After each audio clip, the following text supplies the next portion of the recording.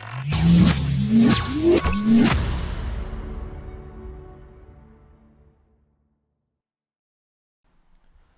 and welcome back to the Order Flow Mastery course. In this lesson of Market Mechanics 105, we'll get to meet different types of matching algorithms. The first one, as we know, is the first in, first out system. So per every level of price, we're going to have passive buyers and passive sellers, right? And these are every single orders. Let's say this is market by order, right? And let's say any buyer or any seller comes, the first order to be placed in the queue chronologically will be the first one to get filled. So if this guy came here first, he's going to get filled first. Then the next one, then the next one, then the next one, then the next one. Same here. First this one, then this one, then this one, and so on and so forth. This is very easy, first in, first out, very common. But something even more common is the first in, first out with lead market maker. So in the book, in the market maker side of the book, you will have a market making firm or multiple market making firms providing liquidity. Why do they do that? Well, that's a very profitable business model that I can explain you pretty quickly.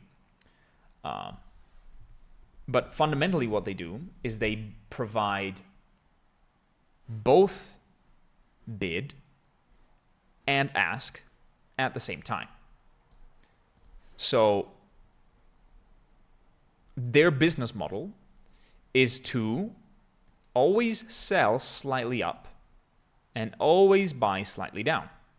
So if they sell 10 contracts at 100 and then buy them back at 99, they're always earning this $1 point, right?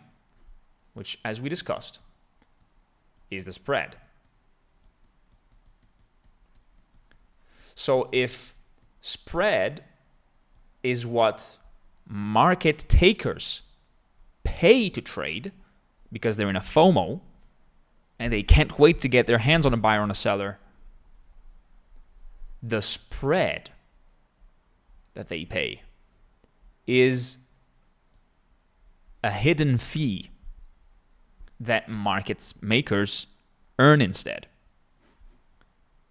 That's why you see often price going up, down, up, down, up, down, up, down, uptick, downtick, uptick, downtick, uptick, downtick. Every uptick and every downtick is huge amounts of money for market makers. So they're not just putting a sell limit here because they hope price will go down. Yes, they hope price will go down of a single tick. But they're constantly buying, selling, buying, selling, buying, selling, buying, selling.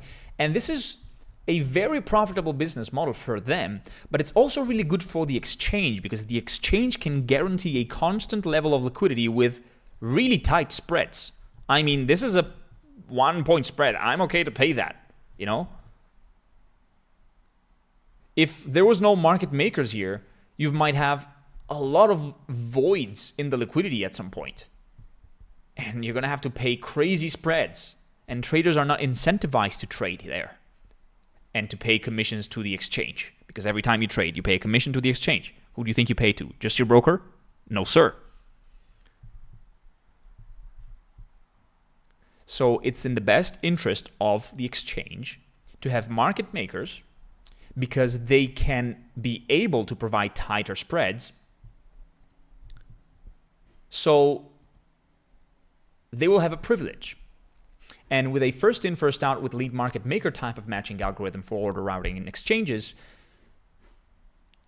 you get all of the volume that comes inside of as aggressive orders split pro rata between a market maker and then with a normal FIFO to all of the rest of the market participants.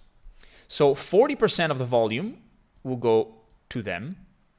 The 60% will go to these guys. 40% will go to the market maker who's leading. So the market making firms, 60% will go to the FIFO queue. Okay? So they get guaranteed 40% of all the aggressor liquidity that comes inside of the market. So it's a good business model for them. Traders get guaranteed low spreads, and the exchange earns more money. It's a win-win for everyone. But this does not apply